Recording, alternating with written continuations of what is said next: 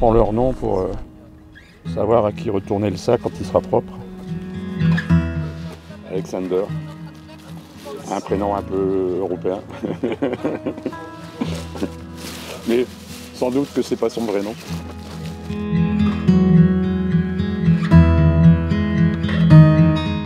De l'autre côté de ce blocos, il y avait des tentes, des abris, des restaurants, des boutiques, il y avait de tout. C'était une ville dans la ville, hein, et où les gens attendaient pour passer en Angleterre par camion ou maintenant par bateau.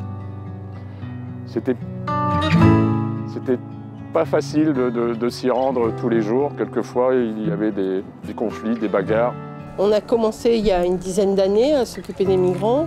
Olivier allait être en retraite et on avait décidé de partir et d'aller servir en Afrique. Nous, on n'avait même jamais vu qu'il y avait des migrants à Calais. Ça ne nous a jamais passé par la tête, ce truc. Et là, moi, je regardais, je disais, mais c'est quoi? On est en France. Les gens dorment dans des tentes, dans l'eau, il pleut, il vente. Et il y avait beaucoup de monde, quoi. Et le Seigneur m'a dit clairement, mais qu'est-ce que tu vas aller faire en Afrique? Les Africains sont là. Je suis rentrée chez moi, j'ai pleuré toute la nuit. Et mon cœur était resté sur le terrain à Calais.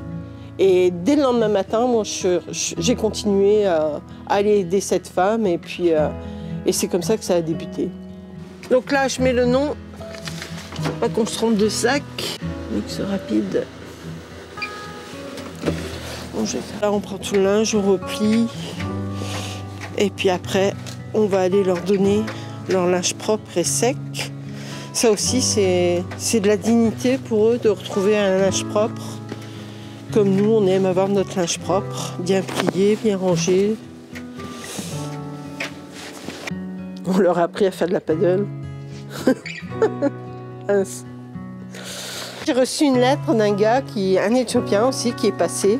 Quiconque veut se rendre au Royaume-Uni doit traverser la ville de Calais en France. C'est l'endroit spécifique d'où ils viennent. Si vous venez dans cette ville, vous devez rencontrer cette famille, car elle apporte toujours le réconfort du matin au petit déjeuner. Peut-être vous demandez-vous comment communiquer avec eux, mais pour eux, il suffit seulement d'être humain pour créer une compréhension mutuelle. Mais ma médaille, ça vient d'eux. Oui, parce qu'il n'y a pas beaucoup de bénévoles qui vont en couple sur le terrain. Et nous, on représente papa et maman parce qu'on est un couple et que voilà, on est toujours à deux. Je ne vais jamais toute seule sur le terrain. Et donc pour eux, on représente la famille et pour eux, la famille, c'est vraiment important. Toi, ça va? Ça va. Tranquille. Moi, ce qu'ils m'ont appris, c'est pas s'inquiéter du lendemain. Ouais. Ça, c'est vraiment... combien de fois j'arrivais sur le terrain, je voyais avec la tempête leurs tentes démolies, leurs cabanes complètement cassées.